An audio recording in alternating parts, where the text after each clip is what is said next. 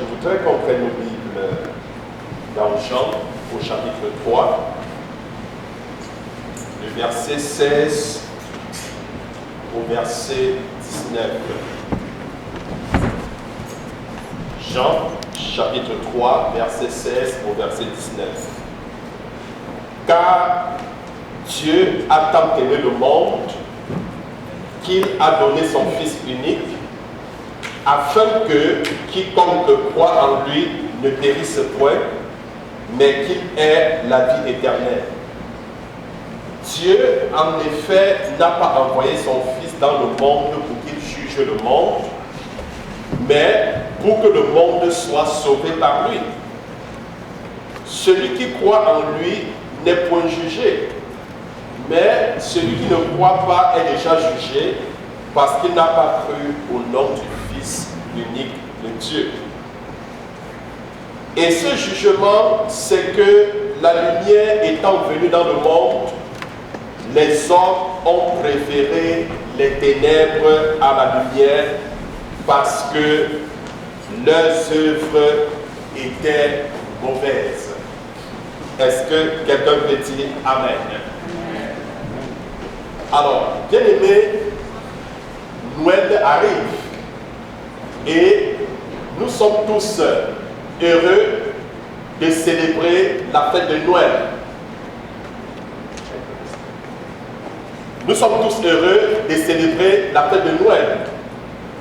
Mais il est important de comprendre pourquoi Noël. Parce qu'en fait, quand on parle de Noël, on commémore en quelque sorte la naissance de Jésus. On parle de l'anniversaire de Jésus. Alors je pense que chacun devrait se poser la question, pourquoi Jésus est-il venu dans ce monde? Pourquoi Jésus est-il venu ici-bas? Je pense que c'est la question que chaque homme, que chaque personne devrait se poser. Mais aujourd'hui, nous voyons le monde célèbre la naissance de Jésus sans le reconnaître et sans même savoir qui est Jésus pour eux. C'est très important. Alors, bien aimé, la Bible dit que Dieu a aimé le monde. Il a donné ce qu'il avait de plus cher. Il a donné son Fils unique. Pourquoi est-ce que Dieu a donné Jésus? Dieu a envoyé son Fils Jésus afin de sauver l'homme. Sauver l'homme de quoi? Sauver l'homme du péché et du jugement. Vous savez, quand Dieu crée l'homme, dès le commencement, je ne voudrais pas revenir à l'histoire du commencement. Il prend Adam et Ève, il les met dans le jardin d'Éden. Alors le plan de Dieu, c'était que l'homme vive éternellement. Mais la seule condition, il fallait que l'homme obéisse à Dieu. À cause donc de la désobéissance de l'homme, alors il a perdu la vie éternelle que Dieu lui avait donnée. Il a perdu tous les privilèges que Dieu lui avait donnés. Il a perdu le droit de gouverner que Dieu lui avait donné. Alors ainsi, depuis la chute de l'homme, c'est le diable qui règne. Il règne sur l'homme par la maladie.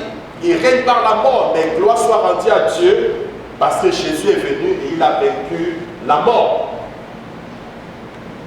Bien aimé, il y a une histoire qui s'est produite au ciel. Il y a, je ne sais pas, des millénaires d'années, je ne saurais le dire. Alors, Satan au commencement n'était pas Satan, mais il était appelé Lucifer, c'était un ange de lumière. Alors il s'est donc trouvé que Satan s'est rébellé contre Dieu. Et Dieu l'a chassé du ciel. Et quand Dieu l'a chassé du ciel, il a entraîné avec lui les 1/3 des anges, ceux qui sont communément appelés aujourd'hui des démons. Et Satan est descendu donc au milieu de nous. Satan est sur terre. Et la Bible dit, il est là au milieu de nous avec une rage. Il sait que son heure est venue.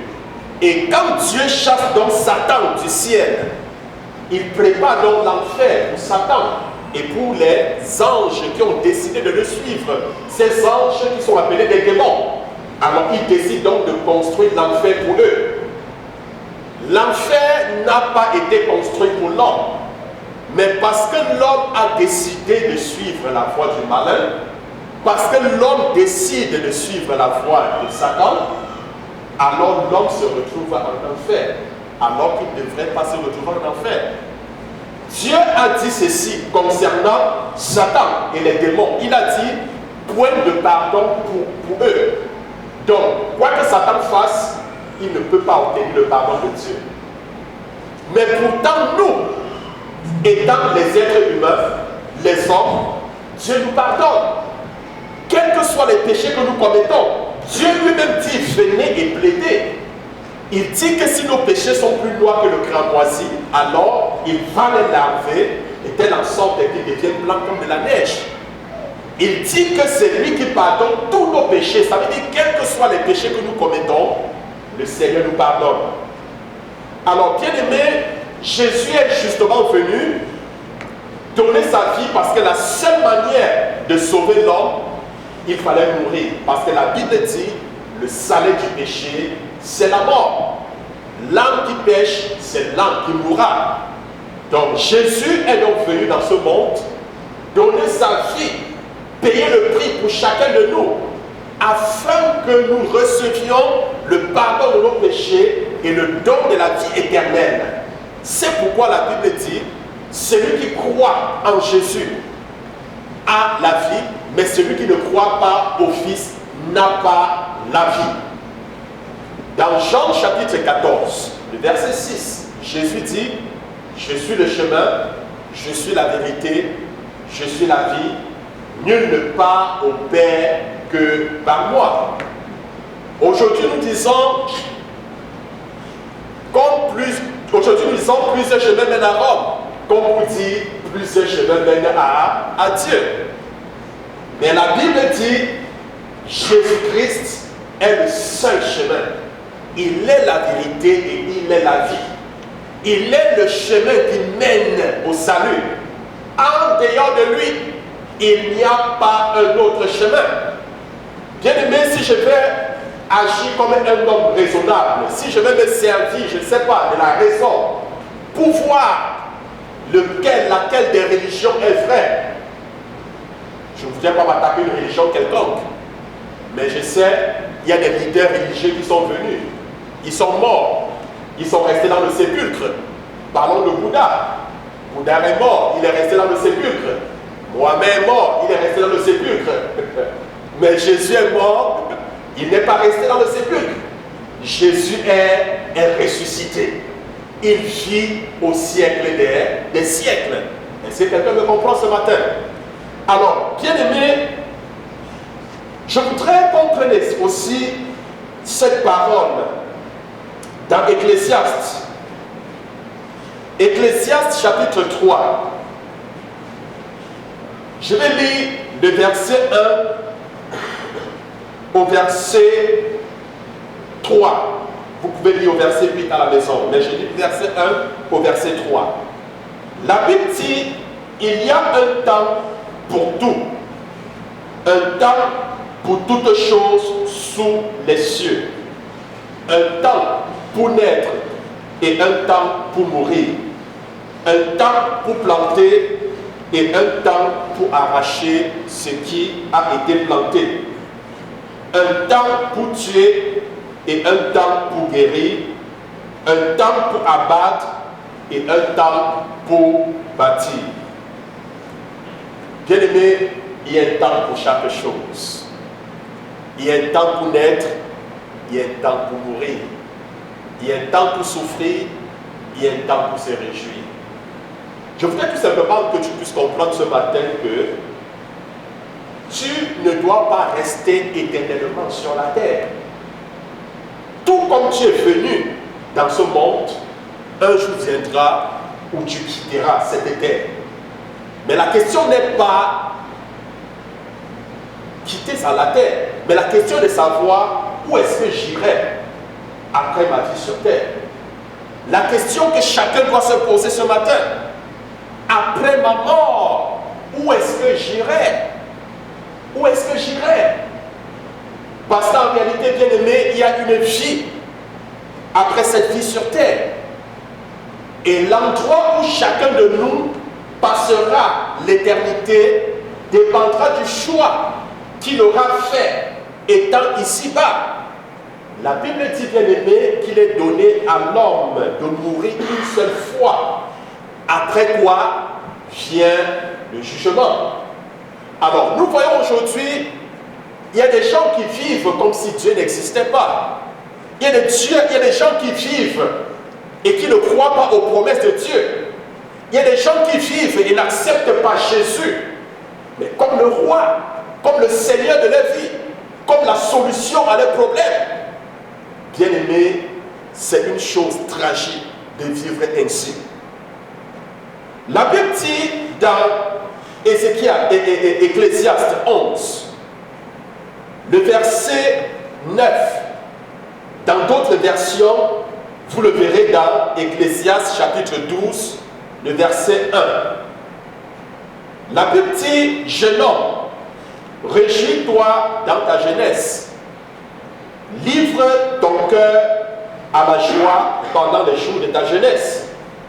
Marche dans les joies, dans les voies de temps pour moi de ton cœur et selon les regards de tes yeux. Mais sache que pour tout cela, Dieu t'appellera en jugement. La Bible dit, jeune homme, mais fais ce que tu veux, réjouis-toi pendant les jours de ta jeunesse. Livre ton cœur à la joie pendant les jours de ta jeunesse. Marche dans les voies de ton cœur selon les regards de tes yeux. Livre-toi à toutes sortes de convoitises. Livre-toi à toutes sortes d'abominations. Mais sache qu'un jour, Dieu t'appellera en jugement. Bien-aimé, retiens ce matin, nous sommes des intendants. Un intendant, c'est celui qui gère la propriété d'autrui et rend compte de la gérance. Je prends un exemple. Quelqu'un qui ouvre un supermarché et remet la gérance à X, peut-être à Bernard qui est X. Alors Bernard doit rendre compte chaque soir de la gérance ou chaque mois de la gérance. Que voici, j'avais, je ne sais pas trop, telle quantité de marchandises, j'ai vendu telle quantité, voici le prix, ainsi de suite. Il doit rendre compte. Parce qu'en fait, le magasin ne lui appartient pas. De même, nous sommes des intendants. Nous gérons la propriété de Dieu. Nous sommes intendants de notre corps. Est-ce que quelqu'un me comprend? Ça veut dire que ton corps ne t'appartient pas. Dans 1 Corinthiens chapitre 6, le verset 19, la Bible déclare, ne savez-vous pas que votre corps est le temple du Saint-Esprit et que vous ne vous appartenez pas et que celui qui détruit ce corps sera détruit par Dieu? Bien-aimés, nous voyons des gens se livrer au penchant de leur cœur. Nous voyons des gens endommager le corps. On va écrire sur des paquets de cigarettes le tabac mis à la santé. Est-ce que vous comprenez? Quelle publicité? Tabac mis à la santé. Mais oui, nous voyons le tabac mis à la santé, mais nous ne nous empêchons pas d'aller fumer. Est-ce que vous comprenez? Et qu'est-ce que ça fait? En retour, ça endommage notre corps. Ça détruit les poumons. On se ramasse avec un cancer du poumon et on meurt avant le temps. Et puis, quand vous allez dire à quelqu'un, écoute, ne fume pas, fumer n'est pas bien. Alors, qu'est-ce que la personne vous dira? Mais écoute, c'est mon corps, c'est ma vie. Je fais de ma vie ce que je veux. Je fais de mon corps ce que je veux. Mais non, ce n'est pas ton corps, ce n'est pas ta vie. Parce que le corps que tu appartiens, le corps que tu as appartient à Dieu. La vie que tu as appartient à Dieu. Et la Bible déclare, quoi que tu fasses, un jour, Dieu t'appellera en jugement. Tu rendras compte de tout ce que tu as fait à Dieu. Gloire à Dieu. Alors, bien-aimé, la Bible dit donc que Dieu a aimé le monde. Il a donné son Fils Jésus. Il n'a pas donné Jésus, il n'a pas envoyé Jésus pour que Jésus vienne juger le monde. Il a envoyé Jésus pour que Jésus puisse sauver le monde. Regardez l'histoire des deux brigands sur la croix, bien-aimés. L'un à gauche et l'autre à droite. L'un n'a pas reconnu la dernière heure de sa vie, comme aujourd'hui, plusieurs ne reconnaissent pas. La dernière heure qu'ils sont en train de vivre, les derniers jours sur terre. Et l'un s'est mis, je vais dire, à insulter Dieu en lui disant, mais tu dis que tu es Dieu, mais écoute, descends de la croix et puis délivre-nous aussi. Son frère à côté lui dit, mais écoute, mais comment parles-tu à cette personne? Ne sais-tu pas que c'est Dieu? Qu'est-ce qu'il a fait de mal? Lui, il reçoit la même sentence que nous. Mais nous, si nous sommes crucifiés, si nous sommes sur la croix, mais c'est parce que nous méritons. Nous avons volé, nous avons tué, nous avons fait ci, nous avons fait ça. Nous méritons notre châtiment, mais lui, il ne mérite pas ce châtiment. Il n'a rien fait pour mériter ce châtiment. Et il se tourna vers Jésus et lui dit, Seigneur, souviens-toi de moi lorsque tu reviendras comme roi. Et Jésus lui dit, je te le dis en vérité, ce soir même, tu seras au paradis avec moi. Tu seras au paradis avec moi. Bien-aimés, nous voyons, le brigand a reconnu Jésus comme roi. Il a reconnu en tant que roi qu'il avait un royaume. Il a accepté Jésus comme son roi.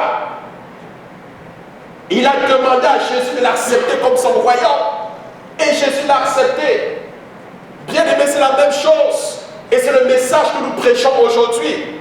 Celui qui accepte Jésus comme le maître de sa vie, comme le Seigneur de sa vie. Celui qui accepte Jésus comme l'agneau de Dieu, l'agneau de Dieu. Écoutez, Jean-Baptiste a dit, voilà l'agneau de Dieu qui ôte le péché du monde. Celui qui accepte l'œuvre que Jésus a accomplie sur la croix pour lui, reçoit non seulement le pardon de ses péchés, mais aussi la vie éternelle. Bien-aimés, c'est par la foi que nous recevons la vie éternelle. C'est par la foi, ce ne sont pas par nos œuvres. Ce ne sont pas par nos œuvres. Regardons tout autour de nous, bien-aimés. Les jours sont mauvais. Les jours sont mauvais. Regardons comment est-ce que le diable s'est déchaîné dans le monde. Oui, regardons tout autour de nous, les maladies de part et d'autre, les épidémies. Aujourd'hui, nous parlons d'une nouvelle variante de la COVID-19. Jusqu'à quand? Jusqu'à quand? Vous croyez que ça va s'arrêter? Nous voyons le diable à l'œuvre. Le diable à l'œuvre. Nous voyons les gens mourir de part et d'autre à cause de cette pandémie et bien d'autres maladies. Il y a de cela 20 ans, il y a des maladies qui n'existaient pas il y a de cela 20 ans, mais nous les voyons aujourd'hui. Bien aimé, l'ennemi est debout. La question, est-ce que je suis dans la foi? Si la mort me trouvait aujourd'hui, est-ce que je suis dans la foi? Si je sors et je heurte mon pied, je tombe, je meurs, est-ce que je suis dans la foi? Est-ce que j'irai au ciel? Bien-aimé, le Seigneur Jésus a dit, je me tiens à la porte de ton cœur et je frappe. Je frappe à la porte de ton cœur. Jésus voudrait prendre le contrôle de ta vie. Il voudrait être le maître de ta vie. Peut-être tu ne peux pas, peut-être tu n'es pas en mesure de diriger ta vie de toi-même. Mais écoutez, quand vous acceptez quelqu'un comme votre maître, ça veut dire qu'il dirige votre vie. Ça veut dire prendre le contrôle de votre vie. Et le Seigneur justement voudrait prendre le contrôle de ta vie. Mais il dit, je me tiens à la porte de ton cœur et je frappe. Est-ce que tu écoutes l'appel de Jésus? Il dit, si tu ouvres la porte de ton cœur, alors je viendrai. Si tu l'acceptes par la foi, si tu acceptes l'œuvre qu'il a accomplie sur la croix pour toi, alors le Seigneur viendra dans ta vie. Il régnera dans ta vie. Il prendra le contrôle de ta vie. Il fera de toi la personne qu'il a décidé que tu sois. Amen. Alors, je vais vous rendre un petit témoignage. Je ne sais pas si vous connaissez Kenneth Hagin. Kenneth Hagin, cette évangéliste américaine, c'est comme le dit un pasteur américain, Kenneth Hagin. Alors, Kenneth Hagin, en fait, il est né avec une anomalie. Est-ce que vous comprenez? Et selon le pronostic médical, il devait mourir d'un moment à l'autre. Il a vécu à 10 ans, je pense 13 ans, il était constamment malade. Mais à 13 ans, il est mort. Il est mort. Alors, et il raconte l'histoire en disant, il était tellement malade parce que la famille savait qu'il allait mourir à cause de cette anomalie cardiaque. Il devait mourir d'un moment à l'autre. Mais à 13 ans, il est mort. Il était couché sur son lit. Sa maman était là, ses oncles étaient là. Les gens pleuraient tout autour de lui. Alors, qu'est-ce qui s'est passé? Il dit, il est sorti de son corps comme un poisson qui sort dans l'eau. Il s'est retrouvé hors de lui. Et quand il s'est retrouvé hors de lui, il essayait de prendre contact avec sa maman, ses oncles tout autour de lui. Il parlait, personne ne l'écoutait. Et c'est comme ça, subitement, il s'est retrouvé devant un puits, devant la cour de leur maison. Et d'un clin d'œil, il s'est retrouvé en train de s'enfoncer dans un trou, dans un abîme. Il s'enfonçait et il faisait tellement noir. Il dit, c'était plus noir qu'une nuit noire. Il dit qu'il avait l'impression qu'il pouvait prendre un couteau, couper et avoir un morceau d'obscurité, des ténèbres entre les mains. Et Kenneth Hagin dit que il s'est rendu compte qu'il était en train d'aller en enfer. Oui, il s'est rendu compte qu'il allait en enfer. Parce qu'il faisait si noir, plus il faisait plus noir, il faisait noir, noir, et plus ressentait la chaleur, il faisait noir. Il s'est rendu compte que c'est en enfer qu'il allait. Alors il s'est mis à prier. Il a dit, Seigneur, je ne veux pas aller en enfer. Je ne veux pas. J'appartiens à telle église. Je vais à l'église chaque dimanche. Est-ce que vous comprenez? Mais en fait, il dit, c'est l'écho de sa voix qui retentissait. Et lui, il avait la conviction que personne ne l'écoutait. Et il priait, il ne faisait que s'enfoncer. Il priait, il ne faisait que s'enfoncer. À un certain moment, il s'est rendu compte, il avait l'impression qu'il y a comme une bête qui a tenu sa main et qui le tirait vers la grille de l'enfer. Et quand il est arrivé devant la grille de l'enfer, il a vu une porte. Et il savait que si on le jette, si on ouvre la grille et qu'on le jette, c'était fini pour lui. Mais il dit, il a entendu une voix d'homme parler en une langue qu'il ne connaissait pas. Et puis, le lieu où il se trouvait a été secoué. Et la main qui le tenait, de la peine qui le tenait, l'a lâché. Et il y a une force, une puissance qui l'a transporté et le ramener et le jeter dans la cour, près du puits. Et puis il allait, il est passé par le mur de la maison, il a sauté, il est entré encore dans son corps. Et puis, sa maman le sait, et puis dit, mon fils, tu es revenu. Et puis il dit, maman, je ne veux plus aller à cet endroit. Il fait si chaud. Je ne veux plus aller. Non, je ne veux plus aller. Je ne veux plus aller. J'étais en enfer, je ne veux plus aller. Et pendant qu'il parlait ici, dans les quelques minutes qui suivaient, il en est mort pour la deuxième fois. Alors le même scénario, son esprit est sorti de lui. Il se retrouvait en train de s'enfoncer dans les abîmes de l'enfer. Même scénario, il y avait une bête qui l'a attrapé et le tirait vers les grilles de l'enfer. Il a prié, Seigneur, je ne veux pas aller en enfer. Mais Seigneur, j'appartiens à telle église. Je vais à l'église chaque dimanche. Je suis même confirmé. Est-ce que vous comprenez? Je suis même baptisé. Mais Seigneur, je vais à l'église. Mais pourquoi est-ce que je vais en enfer? Et quand il est arrivé devant la grille de l'enfer, la même voix a parlé. Et puis il y a cette puissance qui l'a transporté. Et pendant que la puissance le transportait pour le ramener chez lui, alors il s'est rendu compte que, bien qu'il allait à l'église, il n'était pas un enfant de Dieu. Bien qu'il était baptisé, il s'est rendu compte qu'il n'avait rien compris de ce qu'était le baptême. Est-ce que vous comprenez? il s'est rendu compte en effet qu'il était juste un religieux. Il n'était pas un enfant de Dieu. Parce qu'allant à l'église, il vivait dans le péché. Est-ce que vous comprenez? Parce qu'il y a une différence entre vivre dans le péché et commettre le péché. Celui qui vit dans le péché, c'est celui qui ne s'est jamais repenti. Est-ce que vous comprenez? C'est celui qui ne s'est pas repenti. Je prends l'exemple de quelqu'un qui vole.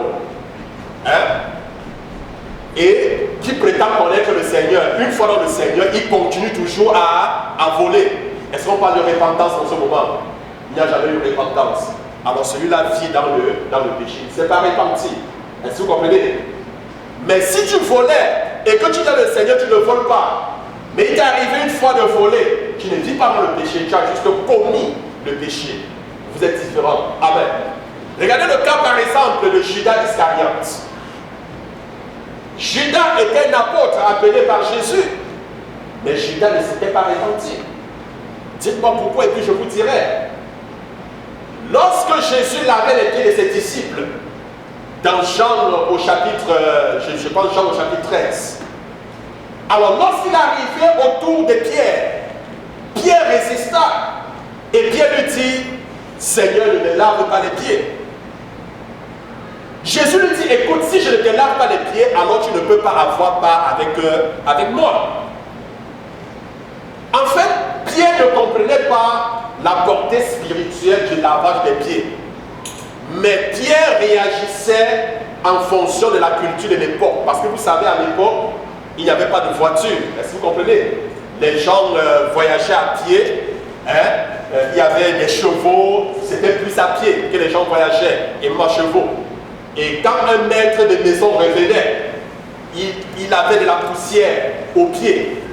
Et puis c'était l'esclave qui lavait ses pieds. Est-ce que vous comprenez? Et l'esclave qui était assigné au lavage des pieds, c'était le moindre, comme on dit, le dernier des esclaves. Est-ce que vous comprenez? C'est lui qui venait laver les pieds du maître. Alors Pierre, comprenant donc la culture de l'époque, alors il a donc compris que ce n'était pas à lui de laver les pieds de Jésus, ce n'était pas à Jésus à laver, c'était pas à Jésus de laver ses pieds, mais c'était plutôt à lui de laver les pieds de Jésus. Est-ce que vous comprenez? Parce qu'il comprenait en fait que c'était une responsabilité qui était destinée plutôt à l'esclave et non au maître. Mais il ne comprenait pas les enjeux, la portée spirituelle. Jésus lui dit, écoute Pierre, si je ne te lave pas les pieds, alors tu ne peux pas entrer au ciel. C'est quand Jésus lui a dit cela, Pierre a dit, écoute Seigneur, ne me lave pas seulement les pieds, lave-moi la tête, tout le corps. Jésus lui dit, mais écoute Pierre, celui qui s'est déjà lavé n'a plus que besoin de se laver les pieds pour être entièrement pur. Vous êtes purs, mais pas tous. Alors, quand Jésus dit, celui qui s'est lavé, il parle de quel lavage? Il parle de quel bain? Il parle du bain de la nouvelle naissance. Il parle de ceux qui ont accepté Jésus comme maître et Seigneur. Ceux-là qui ont accepté l'œuvre de Jésus dans leur vie. Quand tu acceptes Jésus comme ton roi, comme ton maître, et que tu prends la décision de le suivre, alors tu t'es complètement lavé. Tu es pur aux yeux de Dieu. Dieu te justifie. Est-ce que quelqu'un me comprend? Maintenant, comme nos pieds foulent la boue, il y a la boue dans le monde. Est-ce que vous comprenez? Il peut arriver qu'on pêche involontairement, il peut arriver. Ça ne veut pas dire que nous ne sommes pas, ça ne veut pas dire que nous sommes complètement impurs. Il faut juste laver les pieds pour être entièrement purifié. C'est juste les pieds qui sont sales, est-ce que vous comprenez? Mais Jésus dit quoi? Jésus dit, vous êtes purs. Quand il dit vous êtes purs, ça veut dire que, en d'autres mots, vous êtes nés de nouveau, mais pas tous. Il parlait de qui? Il parlait de Judas. Parce que Judas, bien qu'il soit venu au Seigneur, Judas ne s'était pas repenti. Est-ce que vous comprenez? Il ne s'était pas repenti. Judas était un escroc. C'était un voleur. Il ne s'était pas repenti. La preuve en est, il a vendu Jésus. Pour quelques pièces d'argent. Lorsque la femme qui est venue briser un parfum de grand prix pour laver les pieds de Jésus, Judas a dit, mais non, ça c'est du gaspillage. On aurait pu vendre ce parfum de valeur et aider les pauvres. Est-ce que vous pensez que Judas se souciait des pauvres? Mais non. Judas, sachant qu'il était le trésorier, alors il savait que si on vendait celui qui allait gagner l'argent, il pouvait disposer de cela comme il voulait. C'était pas par souci pour des pauvres. Alors bien aimé, alors Kenneth Hagin s'est rendu donc compte que, bien qu'il était à l'église, il n'était pas un enfant de Dieu. Est-ce que vous comprenez? Il s'était fait baptiser aussi par formalité, pas parce qu'il avait accepté la parole du Seigneur. Parce que celui qui s'est fait baptiser, c'est celui qui accepte la parole. C'est ce qui est dit dans la Bible, que tous ceux qui acceptaient la parole de Dieu se faisaient baptiser. On baptise celui-là qui a accepté le Seigneur Jésus, celui-là qui a accepté la parole de Dieu, celui-là qui a pris l'engagement de marcher avec le Seigneur. Il n'a donc plus besoin de faire un an de catéchèse pour se faire baptiser. Ça veut dire si vous acceptez la parole de Dieu maintenant, là, vous êtes prêts pour être baptisé si vous le voulez. Alors, il s'est donc rendu compte que bien qu'il était dans une église, il n'était pas un enfant de Dieu, parce qu'il ne marchait pas selon les voies de Dieu. Alors, il s'est mis à se repentir lorsqu'il sortait, n'est-ce pas, des cris de l'enfer. Il a dit, Seigneur, pardonne-moi. J'étais dans telle église. Je pensais être un enfant de Dieu, mais en réalité, j'étais un religieux. Je n'étais pas d'un enfant. Je vivais dans le péché. Je faisais ceci, je faisais cela. Pardonne-moi, Seigneur. Pardonne-moi. À compter de maintenant, je prends l'engagement de marcher selon ta volonté, par ta grâce. Et pendant qu'il confessait ainsi, cette force, cette puissance l'a transporté et l'a jeté cette fois-ci au pied de son lit. Il est revenu dans son corps. Et depuis ce jour, il est devenu enfant de Dieu, sans connaître. Et maintenant, il marchait selon la voie de Dieu, il craignait le Seigneur, il ne se livrait plus. Est-ce que vous comprenez? 2 ans plus tard, parce qu'il était toujours malade, 2 ans plus tard, je pense à l'âge de 15 ans, il est mort pour la 3e fois.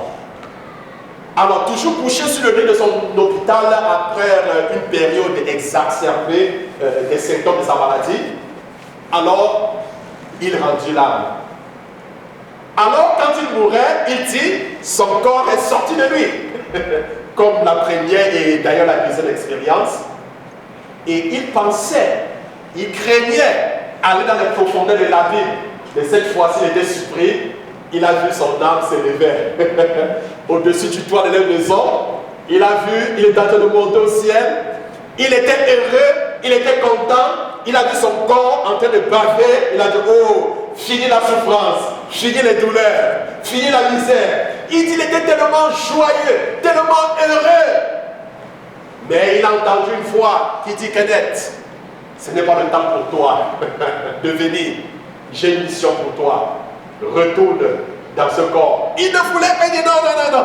J'ai tant souffert dans ce corps. Non, je ne veux plus, Dieu lui dit non, retourne. Et c'est comme ça qu'il est retourné. Et quand il est retourné dans son corps, c'est comme ça que le Seigneur l'a définitivement guéri. Il était complètement guéri de sa maladie. Et dès lors, il s'est mis au service de Dieu. Amen. Alors, Kenneth Hagin, dans ses prédications, un jour parlait de l'enfer, et puis il y a des gens qui disaient, bon, certaines personnes, c'est le témoignage de quelqu'un qui ne croyait pas que l'enfer existe. Alors un jour, par surprise, il allait à l'hôpital rendre visite à une connaissance. Alors, la dite connaissance était dans une salle avec une femme qui écoutait Kenneth Hagin et qui disait que l'enfer n'existait pas. Alors, Kenneth est arrivé au moment où cette femme est en train de décéder. Alors elle est morte. Et puis justement, elle s'est retrouvée, elle allait en enfer. Quand elle est morte, 2 minutes après, elle est revenue. Elle a vu Kenneth Hagin, il y avait les gens tout autour d'elle. Elle a dit, l'enfer existe, l'enfer existe, l'enfer existe. Et elle est remorte, elle n'a plus le temps de se confesser. Est-ce que vous comprenez? Donc, bien aimé, je voudrais tout simplement qu'on prenne conscience que l'enfer est une réalité. L'enfer est aussi réel que notre existence sur la terre. Je dis bien aussi réel que notre existence sur la terre. L'apôtre Paul a dit, je traite durement mon corps de peur de prêcher aux autres et d'être rejeté à la fin. Alors, à quoi sert à l'homme, tel que la Bible déclare, de gagner le monde, de gagner l'univers, s'il perdait son âme? S'il perdait son âme, bien aimé, ce que le monde nous réserve, ce que cette terre nous réserve, ce sont des choses éphémères, des choses temporaires. Est-ce que vous comprenez? Mais ce que Dieu nous réserve sont des choses éternelles. Ce que Dieu nous réserve sont des choses qui vont subsister pour toujours. C'est pourquoi la Bible dit, si vous espérez seulement en Dieu pour des choses de la terre, sachez que vous êtes les plus malheureux de tous les hommes. Je voudrais vous faire suivre la conclusion. La conclusion d'un homme qui a tout eu dans sa vie. Je dis bien la conclusion d'un homme qui a tout eu dans sa vie.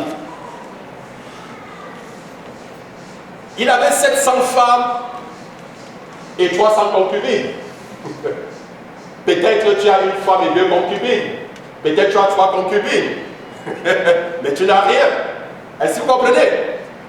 Il s'agit du célèbre Salomon. Salomon était riche au point où, à son temps, l'argent était vulgaire.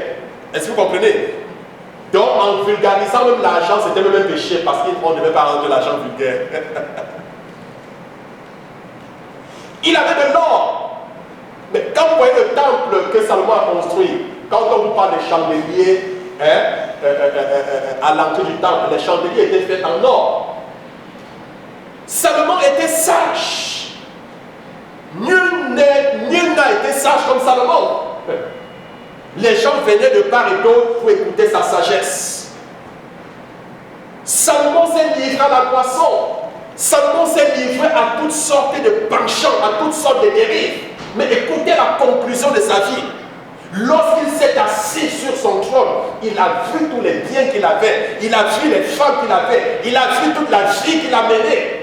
Comme conclusion, il a dit, vanité des vanités, tout est vanité. Toutes ces choses ne sont que vanité. Toutes ces choses passeront. Mais la seule chose qui ne passera pas, c'est la parole de Dieu. Et nous devons nous accrocher à cette parole qui s'est faite chair et qui est venue dans le monde. Mais le monde l'a rejeté. Le monde a rejeté Jésus. Le monde a repoussé la lumière. Bien aimé, aujourd'hui, les gens repoussent la lumière. Les gens rejettent Jésus. Quand vous parlez de Jésus tout autour de vous, oh, laissez-nous avec Jésus. Oh, des histoires. Mais bien aimé, les gens seront surpris lors du jugement. Lorsqu'ils vont se tenir face au trône de Dieu.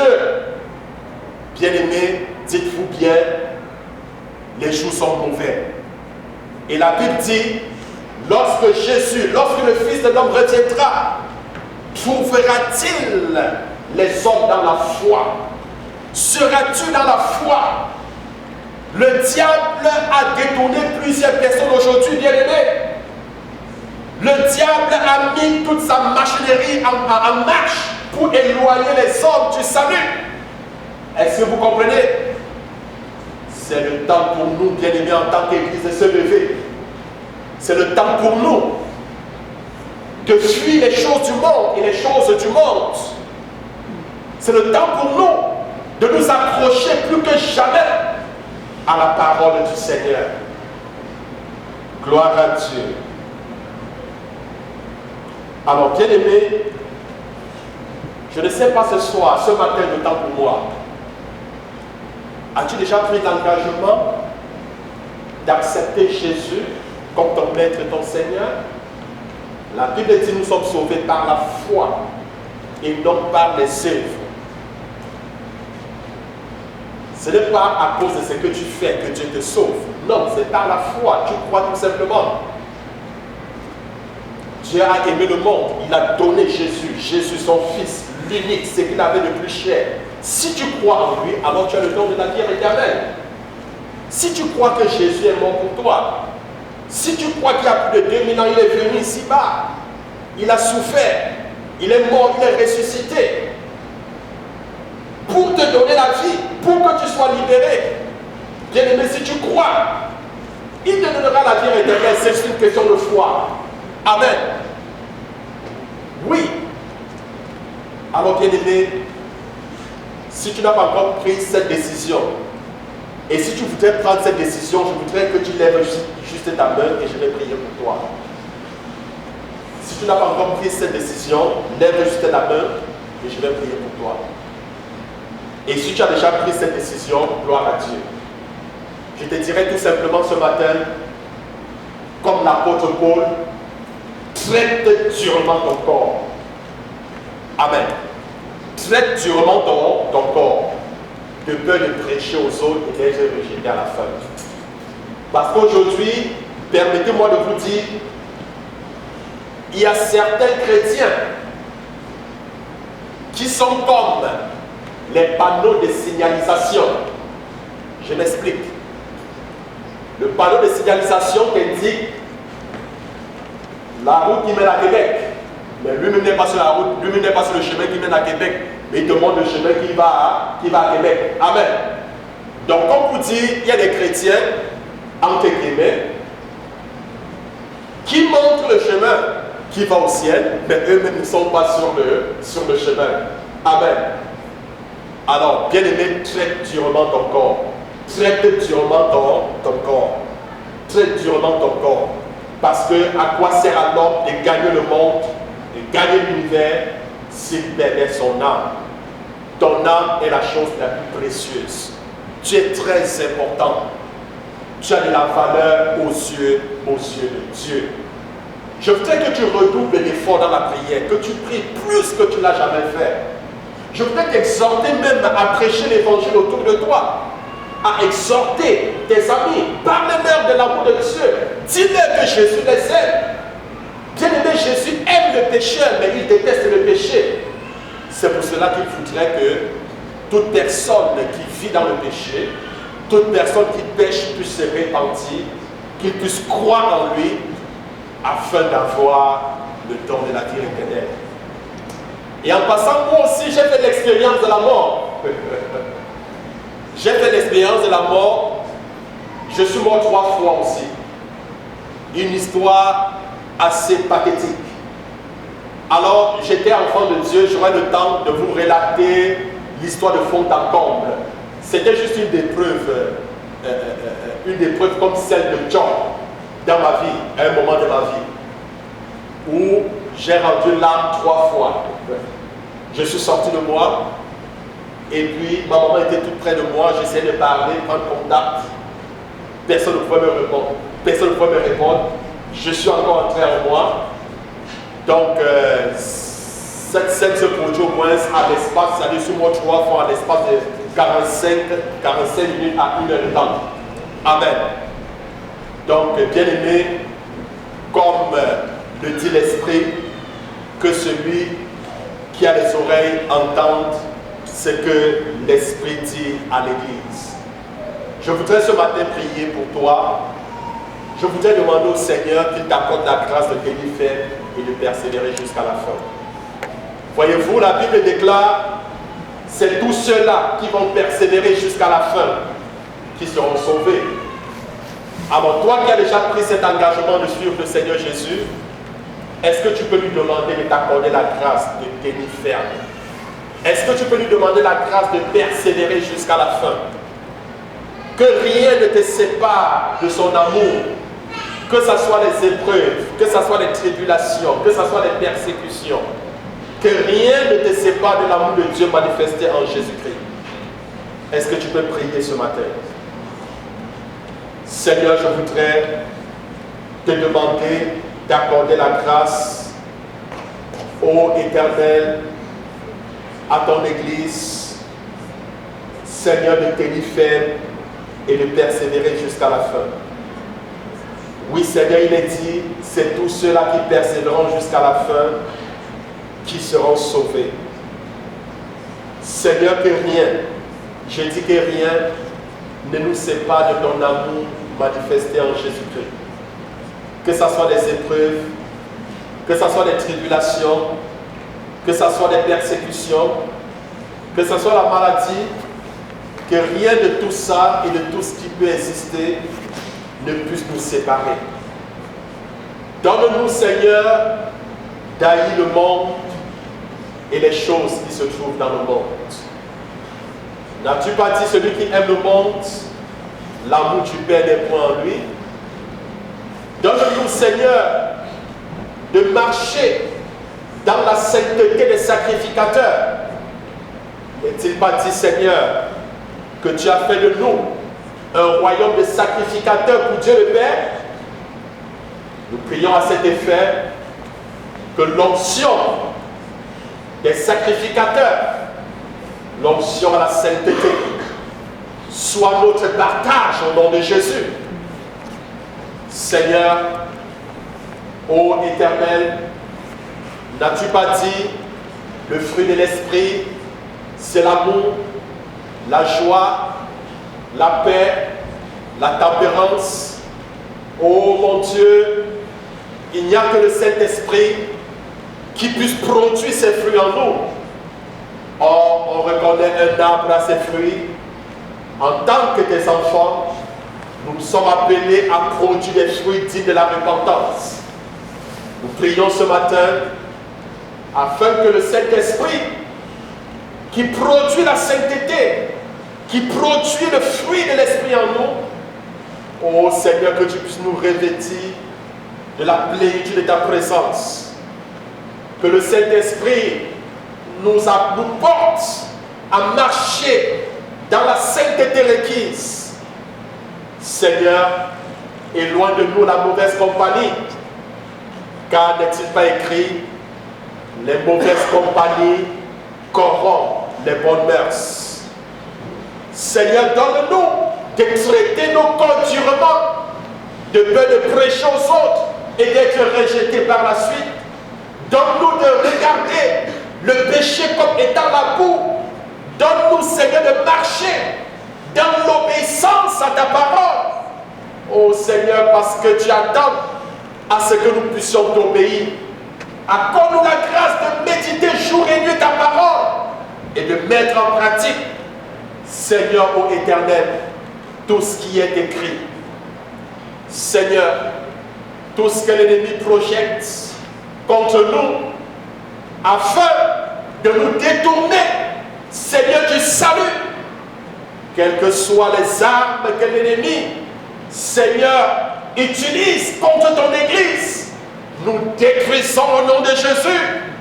Oh Seigneur, cette fin de temps où l'ennemi, Seigneur, se manifeste au travers de toutes les opportunités, de tout ce qui se passe, même au travers de cette pandémie, pour pouvoir affliger, pour pouvoir atteindre ton Église.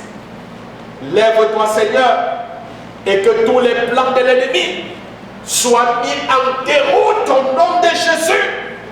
Seigneur, n'est-il pas dit, c'est toi qui fais cesser toutes les guerres, l'Éternel des armées, c'est ton nom. Tu es un vaillant guerrier. Nous prions, Seigneur, contre cette pandémie. Oh Seigneur, qui aujourd'hui, on parle, Seigneur, d'une nouvelle variante. Oh Seigneur, toi seul es capable de faire cesser ce combat. Lève-toi, oh Seigneur. Lève-toi, Seigneur.